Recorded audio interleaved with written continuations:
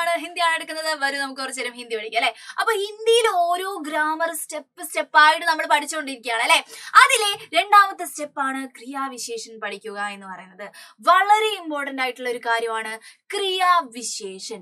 എന്താണ് ക്രിയാവിശേഷൻ? ആഡ്വേർബ് എന്ന് നമ്മൾ പറയാറില്ലേ, ക്രിയയെ വിശേഷിപ്പിക്കാൻ വേണ്ടി നമ്മൾ ഉപയോഗിക്കുന്ന ശബ്ദങ്ങൾ, അതിനാണ് ക്രിയാവിശേഷൻ എന്ന് പറയുന്നത്. ഒരു ഉദാഹരണം പറയാം. തേസ് ദോഡ്താ ഹേ, ഫാസ്റ്റ് ആയിട്ട് ഓടുക എന്നുള്ളത് പറയുമ്പോൾ എന്താണ്? ഓടുക എന്ന് പറയുന്നതാണ് എന്ത്? നമ്മുടെ വേർബ് ആയിട്ട് വരുന്ന അല്ലെ. ഈ വേർബിനെ വിശേഷിപ്പിക്കുകയാണ് എന്ത്? ഫാസ്റ്റ് ആയിട്ട് ഓടുക അല്ലെ. എങ്ങനെയാ ഓടുന്നത്? ഫാസ്റ്റ് ആയിട്ടാണ്, തേസ് ആയിട്ടാണ് ഓടുന്നത്. അപ്പൊ ഈ ഓടുന്ന ക്രിയയുടെ വിശേഷിപ്പിക്കാൻ വേണ്ടി നമ്മൾ ഉപയോഗിക്കുന്ന വേർഡിനെയാണ് നമ്മൾ എന്ത് പറയുന്നത്? ക്രിയാവിശേഷൻ എന്ന് പറയുന്നത്. ഓക്കെ, ഡെഫിനേഷനും എക്സാമ്പിളും പഠിക്കുമ്പോൾ നമുക്ക് കുറച്ചുകൂടി കത്തും കേട്ടോ. സിമ്പിൾ ആയിട്ട് പറയാം. നോക്കിക്കേ, ക്രിയാവിശേഷൻ അല്ലെ, ആഡ്വേർബ് എന്ന് നമ്മൾ ഇംഗ്ലീഷിൽ പറയുന്നു. ഡെഫിനേഷൻ മക്കൾ ശ്രദ്ധിച്ചേ. ക്രിയാക്കി രീതി, ക്രിയ നടക്കുന്ന ആ ഒരു രീതി, വേർബ് നടക്കുന്ന ആ ഒരു രീതി, യാ വിശേഷത, വേർബിന്റെ എന്തെങ്കിലും ഒരു വിശേഷതയെ സൂചന ദേനെ വാലെ, എന്താണ്? വേർബിന്റെ ആ ഒരു വിശേഷതയോ അല്ലെങ്കിൽ അത് നടക്കുന്ന രീതിയോ സൂചിപ്പിക്കുന്ന ശബ്ദക്കോ, ശബ്ദം എന്ന് വെച്ചാൽ എന്താണ്? വേർഡാണ് അല്ലെ, ശബ്ദമല്ല വേർഡാണ്. നമ്മൾ ഒരുപാട് പ്രാവശ്യം പറഞ്ഞിട്ടുള്ളതാണ് അല്ലേ ഇത്. അപ്പൊ എന്താണ്? അങ്ങനെയുള്ള വേർഡുകളെ ക്രിയാവിശേഷൻ കർത്തേ ഹേ, ആഡ്വേർബ് അല്ലെങ്കിൽ എന്താണ്? ക്രിയാവിശേഷൻ എന്ന് നമ്മൾ പറയുന്നു.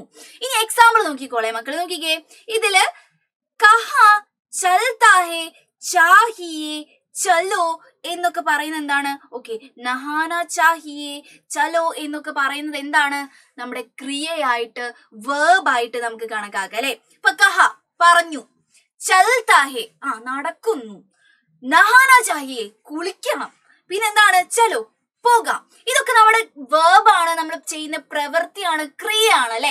അപ്പൊ ഇതിനെ വിശേഷിപ്പിച്ച് പറയുന്ന വേർഡുകളെ നമ്മൾ ക്രിയാവിശേഷൻ എന്ന് പറയുന്നു. നോക്കിക്കേ മക്കള്, ഈ ഒരു ഭാഗത്ത് തന്നേക്കുന്ന സാധനങ്ങൾ നോക്കിക്കേ.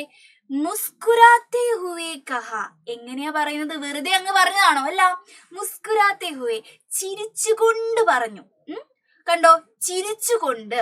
മുസ്കുരാത്തെ ഹുവേ എന്ന് പറയുന്നത് ഇവിടെ എന്താണ്? ക്രിയാവിശേഷനാണ്. ഇനി ധീരെ ധീരെ ചൽത്താ ഹേ, എങ്ങനെയാണ് നടക്കുന്നത്? മെല്ലെ മെല്ലെ, ധീരെ ധീരെ ചൽത്താ ഹേ. അടുത്ത് നോക്കിക്കേ, റോസ് നഹാന ചാഹിയേ, കുളിക്കണം. എങ്ങനെ കുളിക്കണം? റോസ്, ഡെയിലി നമ്മൾ കുളിക്കണം എന്ന് പറയാണ് അല്ലെ. അപ്പൊ കുളിക്കണം എന്നുള്ള കാര്യത്തിനെ ഒന്നുകൂടി നമ്മൾ സ്ട്രെസ് ചെയ്ത് പറയാ. എങ്ങനെയാ കുളിക്കേണ്ടത്? റോസ് ആണ്, ഡെയിലി ആണ്. അവിടെ റോസ് ആണ് എന്ത്?